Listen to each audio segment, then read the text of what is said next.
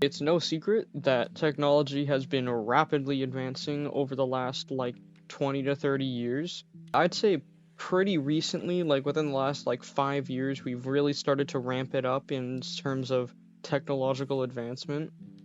So I've gathered together 3 different things that I'm going to talk about that are related to technological advancement that I'm somewhat worried about. Now, we're going to go in order from least worried to most worried about. So, the first topic is the Apple Vision Pro, which came out, I believe, February or March, and kind of shook the internet. Everybody was kind of taken aback by the strange look of the Vision Pro. Videos going around of people, like, walking on the streets with the Apple Vision Pro, people showing off the capabilities of it, driving it and all that sort of stuff. Now, it looks pretty goofy right now. It's not really in its, like, more advanced state. This is more of a beginner state. But something that I thought when I first saw it was Ready Player One. So if any of you have seen the movie Ready Player One, it's obviously based on a book, but in the movie, the goggles are very similar to how the Apple Vision Pro looks right now. We're getting pretty damn close to the release date of the Oasis in the Ready Player One movie and book, which I believe is 2025 or somewhere around that range. It's basically in the 2020s, so we're getting pretty close to it. It's 2024, almost said 2023, it's 2024, so next year is supposed to be this year, and with the Apple Vision Pro, it looks pretty similar. It's pretty, like, it's cool, the technology itself, but it looks really weird, and hopefully it doesn't get to the point like the Oasis was, where there's people on the streets, there's people doing their jobs, there's people that basically live on there. That's kind of worrying. That's the worrying part of it. Realistically, I don't think we're there for another couple years. Just at the state that it is, I don't think it's going to be completely, like, societally accepted for another maybe 10 years. But despite what my prediction is, we could go faster. I mean, it could be even faster. But yeah, like I said, it's the least worrying. I mean, I've seen a couple things, like this guy that was supposedly wearing it during his wedding. I've seen people supposedly wearing it while driving or walking down the street. I don't know if these are actual real videos. I've heard that a lot of them are just staged videos, just meant to go viral to spark debate, which I'm pretty sure it did that pretty well. Now, the second one that I'm going to be talking about is a little ramping up. It's Neuralink. So, I'm sure we have all heard of this Neuralink stuff by now. I think it's been in the works for the last few years. So I believe it's Elon Musk that's kind of been making this. It's basically, if you've seen Star Wars, it's like the clone's chip. That's what I'm comparing it to. And that's why it's kind of worrying to me. Because, in Star Wars, I'm gonna become a nerd here for a second. In Star Wars, the clones have this chip in their brain.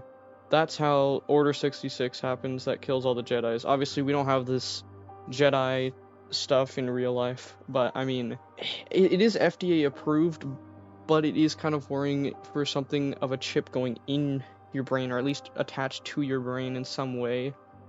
We have seen the test patient one, like the first test guy, I believe, has now, like, he was paralyzed, or is paralyzed, I should say, and he was able to control, like, a mouse on a computer. Apparently he stayed up all night when he first was able to, playing Civilization 4, I think it was, or Civilization 6, I don't remember which one, but he was playing a video game. He can control a mouse. I believe he played chess with it. So, I mean, it's revolutionary tech, obviously, but it's really, really worrying just with how we've seen it out in other forms of media, especially Star Wars, with the clones, how it was able to control their behavior, and, you know, Order 66 happened. Now, I'm going to say that the Neuralink is most likely going to stay to people who actually need it. So people who have disabilities, like this first patient who was paralyzed, people that actually need it will probably want to get it so that they can actually do things like using computers and whatnot. I think that's very good. Like, I think that's a very good thing to do. But if it gets to the point where people who don't have disabilities start getting it, it could get a little interesting. Not interesting, but scary and interesting. I don't know. Kind of interesting to see if you could use the Neuralink in other ways other than just a computer. They're probably going to develop it even more. I mean, it's probably going to be able to... I mean, imagine, like, it's like a video game. I feel like it's going to eventually turn to, like, some video game thing where it's like a mechanic where some character has this way that... Let's say they have a computer chip in their head and they can, like, hack things using it. I feel like it might get to the point where it's like that, but, like everything, we'll just have to see how it turns out. Hopefully it'll turn out just good and it'll stay to just people who have disabilities. But, it'll probably eventually be some, like, dystopian thing where it's like underground black market Neuralinks. We might get to some, like, cyberpunk type stuff where we're, like, changing body parts into, like, machinery. Neuralink would go along with that. I mean, that's like that's the bad part that could happen. The good part is people who are disabled actually get, like, really good things happening to them with the Neuralink helping them achieve things that they couldn't before.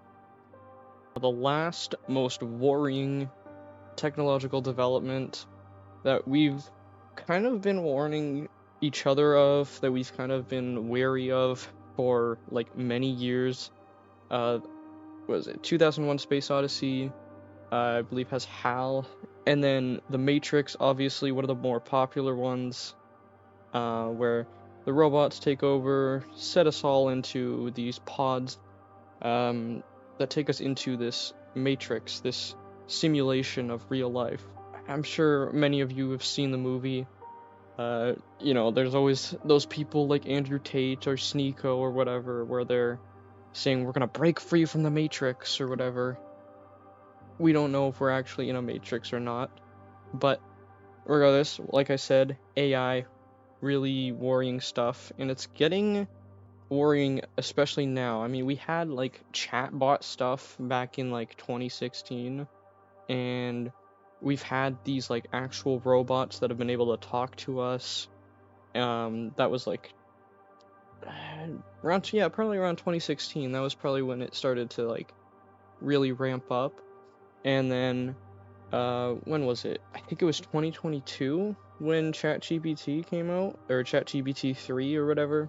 The more popular one starts to really get popular. There's been people using it in, like, school and stuff. There's been people just using it in general. I've used it for sure. I've messed around with it. It's a really interesting tool, but then there's also the image generation stuff, which used to be, like, really horrible. I've seen many people bring up the, like, Will Smith eating spaghetti. That's video generation, but it still relates to the image generation stuff. We had stuff like DALL-E, where we would ask it for something, like, let's just say, like, Among Us eating spaghetti or something, right?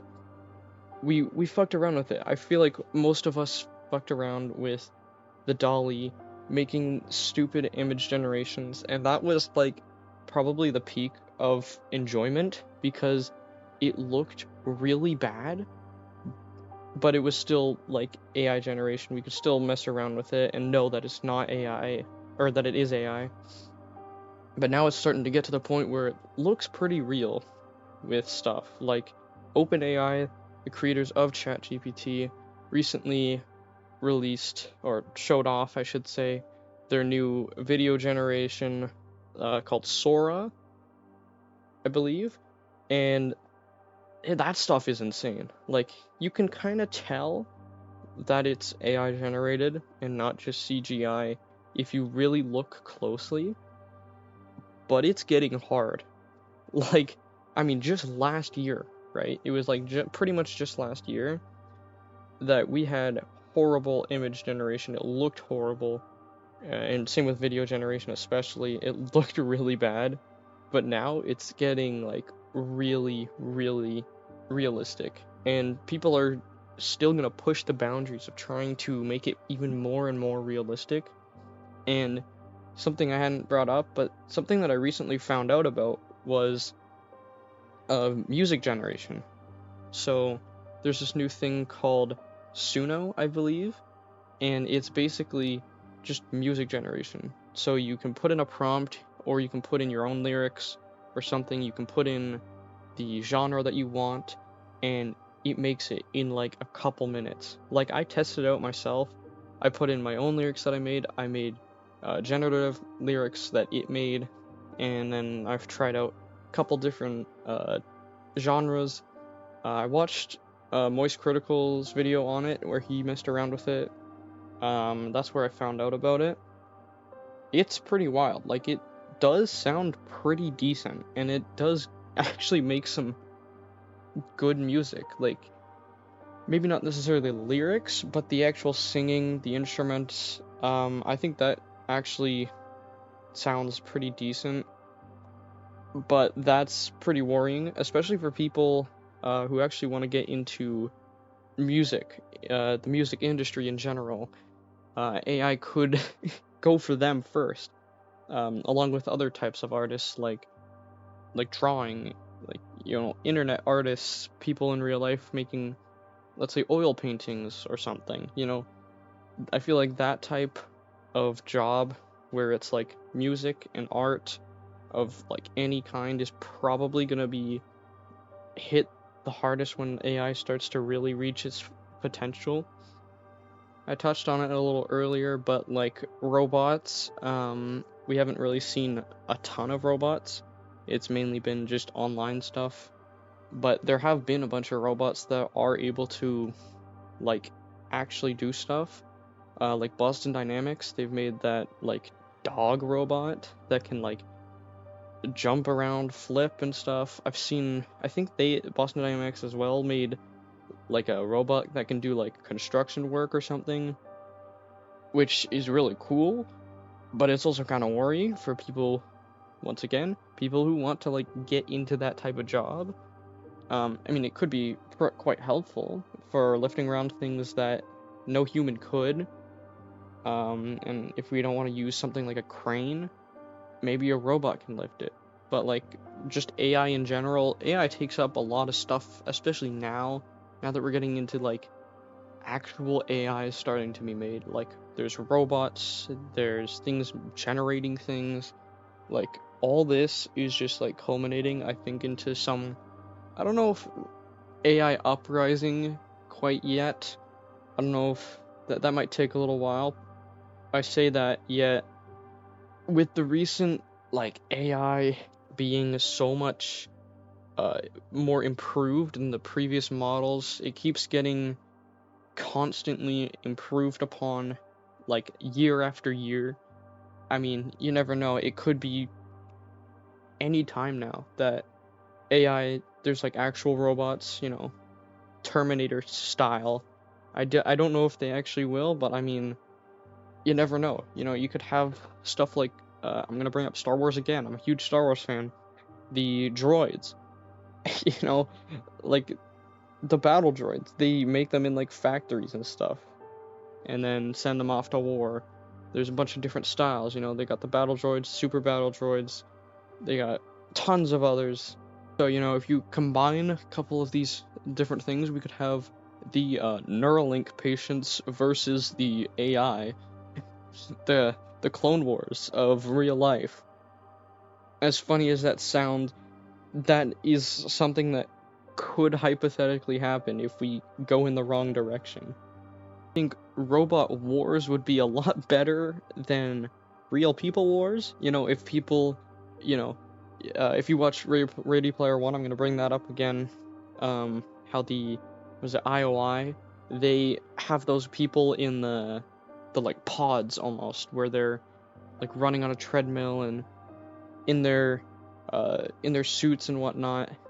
I mean, could you imagine that? But like real life, like people are back in a warehouse or something, and they're fighting against a different country that has that same stuff.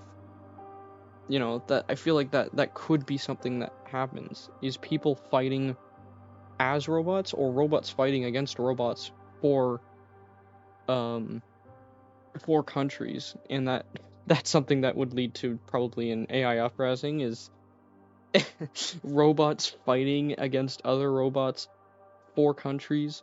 You never know.